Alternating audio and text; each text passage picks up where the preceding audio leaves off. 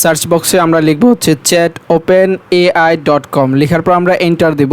দেন আমাদের সামনে দুইটা অপশান চলে আসবে, একটা হচ্ছে লগ ইন আর একটা হচ্ছে সাইন আপ। আপনি যদি আগে থেকে অ্যাকাউন্ট করে থাকেন তাহলে লগ ইনে ক্লিক করলে আপনার অ্যাকাউন্টটা লগ ইন করতে পারবেন, অথবা আপনাকে যদি নতুন করে আপনি ChatGPT ইউজ করতে চান সেক্ষেত্রে আপনাকে সাইন আপে ক্লিক করতে হবে। সো আমরা প্রথমে এখানে সাইন আপে ক্লিক করে দিব। ক্রিয়েট ইউর অ্যাকাউন্টের সামনে আপনার তিনটা অপশান আসবে। একটা হচ্ছে আপনি প্রথমে চাইলে এখানে একটা ইমেল অ্যাড্রেস দিয়ে কন্টিনিউ করতে পারেন, অথবা আপনি চাইলে এখানে কন্টিনিউ উইথ গুগল দিতে পারেন, অথবা আপনি চাইলে মাইক্রোসফট অ্যাকাউন্ট দিয়েও কিন্তু আপনি এখানে লগ ইন করতে পারেন। সো আমরা এখান থেকে কন্টিনিউ উইথ গুগলে ক্লিক করে দিব। দেন আপনার কম্পিউটারে যে জিমেল অ্যাকাউন্টটা লগ ইন করা থাকবে সেই জিমেল অ্যাকাউন্টের উপর একটা ক্লিক করে দিবেন। সো আপনাকে এখানে চাচ্ছে টেল আস অ্যাবাউট ইউ। সো এখানে আপনার ফার্স্ট নেম এবং লাস্ট নেমটা দিয়ে আপনি এখানে জাস্ট কন্টিনিউতে ক্লিক করে দিবেন। সো তারপরে আপনাকে আপনার যে ফোন নাম্বারটা রয়েছে, আপনি এখানে দেখতে পাচ্ছেন যে বাংলাদেশের যে পতাকা রয়েছে সেই পতাকাটা চলে আসছে। সো এটা হচ্ছে বাংলাদেশের ফোন নাম্বার। সো জাস্ট আপনি 19 দিয়ে আপনি শুরু করবেন, যে আপনার যদি জিপি বা আপনার যেই কোনো ফোন নাম্বার। সো তারপরে আপনার যে ফোন নাম্বারটা রয়েছে সেই ফোন নাম্বারটা আপনি এখানে দিবেন, দেওয়ার পর এখানে সেন্ড করে ক্লিক করবেন। সো সেন্ড করে ক্লিক করার পর আপনার ফোনে 6 ডিজিটের একটা ওটিপি কোড যাবে। জাস্ট ওটিপি কোডটা আপনি দিয়ে কন্টিনিউ করে দেবেন, তাহলে আপনার অ্যাকাউন্ট ক্রিয়েট করা হয়ে যাবে। ChatGPT ওপেন করার পর আপনার সামনে এরকম একটা ইন্টারফেস চলে আসবে। সো আপনি এখানে কিছু এক্সাম্পল দেখতে পাচ্ছেন, আপনি এগুলো পড়ে নেবেন। তারপর এখানে যে ক্যাপাবিলিটি দেখতে পাচ্ছেন এগুলো আপনি পড়ে নিতে পারেন। তারপর এটা কিছু লিমিটেশন রয়েছে, সেগুলো কিন্তু আপনি এখান থেকে পড়ে নিতে পারেন। সো এখানে দেখতে পাচ্ছেন একদম বাম পাশে যে কর্নারে নিউ চ্যাট রয়েছে, আপনি এখানে ক্লিক করলে নিউ একটা চ্যাট লিখতে পারবেন। সো তারপর এখানে দেখতে পাচ্ছেন যে আপগ্রেড 2+, এই যে আপগ্রেড 2+, এটা যদি আপনি ইউজ করতে চান, এর থেকে আপগ্রেড ভার্সনটা যদি আপনি ইউজ করতে চান সেক্ষেত্রে আপনাকে অবশ্যই পেড করতে হবে। সো দেখতে পাচ্ছেন আপনার পেড অ্যামাউন্ট দাঁড়াবে হচ্ছে পার মান্থ হচ্ছে $20। সো আপনি কিন্তু ফ্রিতে ইউজ করতে পারেন। সো এটাতে পেড করার প্রয়োজন নেই। সো আমরা এখান থেকে এটাকে কেটে দিব। সো ChatGPTর দুইটা মোড পাবেন, একটা হচ্ছে ডার্ক মোড আর একটা হচ্ছে লাইট মোড। সো আমার স্ক্রিনে যে মোডটা দেখতে পাচ্ছেন এটা হচ্ছে ডার্ক মোড। আপনি এখানে দেখতে পাবেন যে লাইট মোড রয়েছে, আপনি যখন ক্লিক করেন তাহলে এটা কিন্তু লাইট মোড হয়ে যাবে। ওকে, সো তারপরে আপনি যদি ChatGPT সময় কোনো হেল্প নিতে চান সেক্ষেত্রে আপনি গেট হেল্পে ক্লিক করে দিবেন। গেট হেল্পে ক্লিক করার পর আপনি এখান থেকে চাইলে এরকম টেক্সটের মাধ্যমে কোনো একটা হেল্প নিতে পারেন। সো আপনি যে অ্যাকাউন্টটা লগ ইন করেছেন, আপনি যদি চান যে আমার অ্যাকাউন্টটা লগ আউট হয়ে যাক সেক্ষেত্রে আপনি এখান থেকে লগ আউটে ক্লিক করে দিবেন। ওকে, সো এখন আমরা মূল বিষয় নিয়ে কথা বলবো যে ChatGPT আসলে কীভাবে কাজ করে। সো এখানে দেখতে পাচ্ছেন সেন্ড এ মেসেজ, এরকম ঝাপসা একটা লেখা রয়েছে, আপনি এখানে একটা ক্লিক করবেন।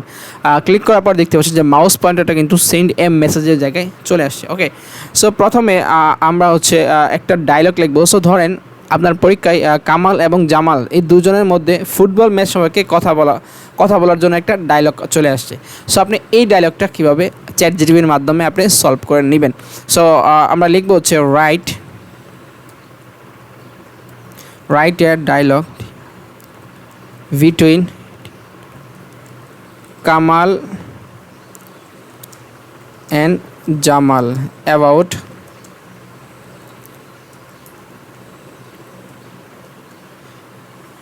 Football match. ওকে, সো লেখার পর আমরা কিবোর্ড থেকে এন্টার দিব।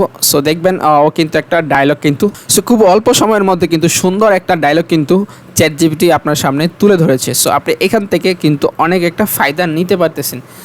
সো দেখতে পাচ্ছেন মোটামুটি অনেকগুলা এরকম সেন্টেন্স দিয়ে কিন্তু একটা ডায়লগ কিন্তু আপনার সামনে চলে আসছে। সো এখন আমরা হচ্ছে যে বাংলাতে লিখব, দেখি আমাদেরকে বাংলাতে কী পরিমাণ রেসপন্স করে। সো আমরা কিবোর্ডটাকে চেঞ্জ করে নিব Ctrl-Alt-V দিয়ে। সো এবার যদি আমরা লিখি, সো আমরা কী লিখতে পারি বাংলাতে, যদি আমরা একটু পড়াশোনার দিকে যাই, আমরা যদি লিখি নিউটনের তৃতীয় সূত্রটি প্রমাণ করো। সো আমরা এরকম একটা লেখা দিব, সূত্রটি প্রমাণ করো। ওকে, লেখার পর আমরা এন্টার দিলাম। সো দেখি ChatGPT আসলে আমাদের নিউটনের যে তৃতীয় সূত্র রয়েছে সেই তৃতীয় সূত্র কীভাবে প্রমাণ করে দেয়। সো দেখতে পাচ্ছেন এটা কিন্তু খুব সহজে এবং এত সুন্দরভাবে আপনার সামনে প্রেজেন্ট করতেছে। দেখতে পাচ্ছেন F=ma। সো F হচ্ছে দেখতে পাচ্ছেন বলের মাত্রা, তারপর m হচ্ছে বস্তুর ভর। সো এইগুলা দিয়ে কিন্তু আপনাকে খুব সহজে কিন্তু আপনি একটা ভালো একটা আইডিয়া পেয়ে যাবেন। আপনার যে কোনো সমস্যা সম্পর্কে আপনি কিন্তু ChatGPT কি সাহায্য নিতে পারেন। জাস্ট আপনি কিন্তু ভালো একটা আইডিয়া পেয়ে যাবেন ChatGPT সম্পর্কে।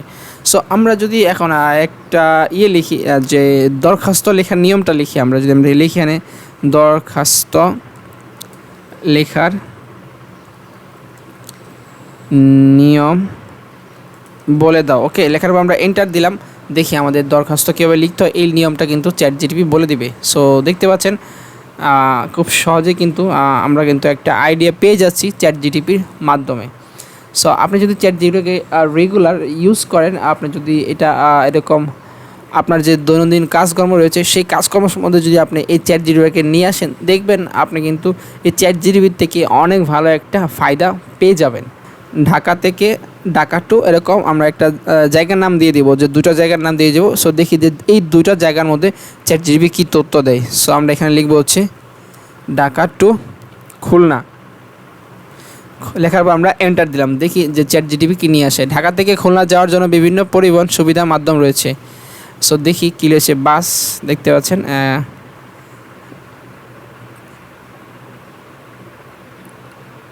সো এটা কিন্তু একটা অ্যামাজিং বিষয়। আপনি দেখতে পাচ্ছেন যে ChatGPT কত সহজ করে কিন্তু আপনার সামনে এটাকে নিয়ে আসছে। সো দেখতে পাচ্ছেন যে বাসে যাওয়ার রাস্তা, তারপর হচ্ছে ট্রেনে যেতে পারবেন সেটা, তারপর হচ্ছে গাড়ি, নিজের গাড়ি নিয়ে ঢাকা থেকে খুলনা যাত্রা করতে পারেন। সো আমাদের পরবর্তী পার্টে আমরা আরও কিছু টপিক নিয়ে কথা বলবো ChatGPT সম্পর্কে। সো আপনারা আমাদের সঙ্গেই থাকুন। দেখা আমাদের পরবর্তী পার্টে। আর ভিডিওটা যদি ভালো লেগে থাকে, আপনি চাইলে সাবস্ক্রাইব করে আমাদেরকে উৎসাহ প্রদান করতে পারেন।